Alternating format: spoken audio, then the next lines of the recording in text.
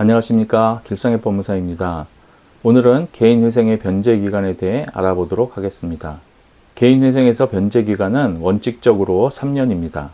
따라서 개인회생을 하시는 채무자들은 3년간만 변제를 하면 면책 결정을 받는 것이 보통입니다. 그러나 경우에 따라 3년 이상의 변제기간이 정해지는 경우도 있습니다. 개인회생에는 청산가치 보장의 원칙이라고 하는 중요한 원칙이 있는데요. 이것을 쉽게 설명드리면 채무자의 총 변제금의 합계가 적어도 현재 채무자가 가지고 있는 재산보다는 많아야 한다는 것입니다.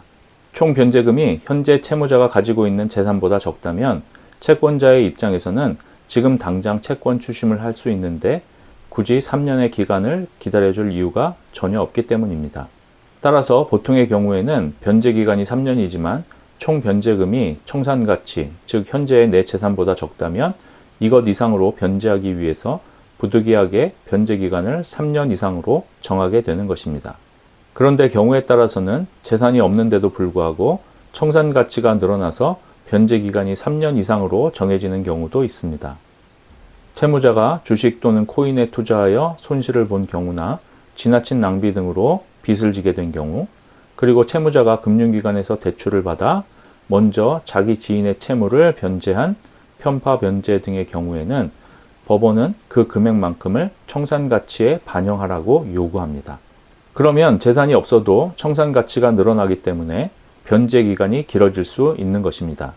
그러나 다행히도 서울이나 부산 회생법원에서는 주식이나 코인에 투자하여 발생한 손실금의 경우에는 이것을 청산가치에 반영하지 않고 있으니 주식이나 코인 투자로 손실을 보신 분들 중에 개인회생을 생각하시는 분들은 이 점을 참고하시기 바랍니다.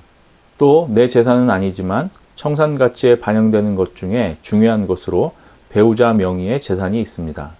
나는 재산이 없지만 내 남편 또는 아내 명의의 재산이 있는 경우 그 재산의 2분의 1, 즉 절반을 청산가치에 반영하여 변제기간을 만들도록 법원이 요구하고 있습니다. 이것 때문에 변제기간이 3년이 아닌 5년으로 늘어나기도 하는 것입니다. 그런데 역시 최근 서울, 부산, 수원의 회생법원은 실무준칙으로 배우자의 재산을 청산가치에 반영하지 않고 있으니 개인회생을 생각하시는 분들은 이 점도 꼭 참고하시기 바랍니다. 법에서는 어떠한 경우에도 변제기간이 5년을 초과할 수 없도록 하고 있으므로 청산가치를 이유로 하더라도 5년을 넘는 변제기간을 정할 수는 없습니다. 그리고 간혹 3년의 변제기간이 정해진 경우에도 생활비가 너무 적어지는 것을 염려하셔서 매달 갚으시는 변제금의 액수를 조금 줄이는 대신 변제기간을 5년으로 늘릴 수는 없는지 궁금해하시는 분들이 있습니다.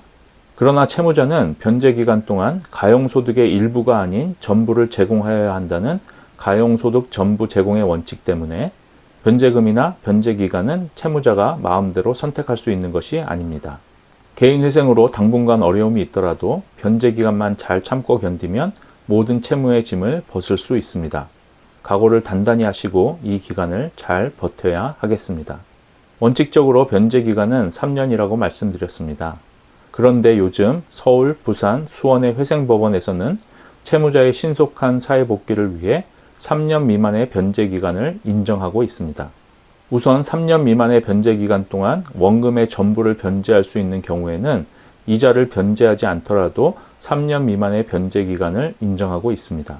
그리고 3년 미만의 변제기간 동안 원금의 전부를 변제할 수 없는 경우에도 채무자가 65세 이상이거나 중증 장애인인 경우, 30세 미만의 청년인 경우, 3명 이상의 미성년 자녀를 양육하는 경우, 그리고 한부모 가정의 부모인 경우에는 변제기간을 3년 미만으로 할 수 있도록 실무준칙을 운영하고 있으니 이 요건에 해당하시는 분들은 이 제도를 적극적으로 이용해 보시기 바랍니다.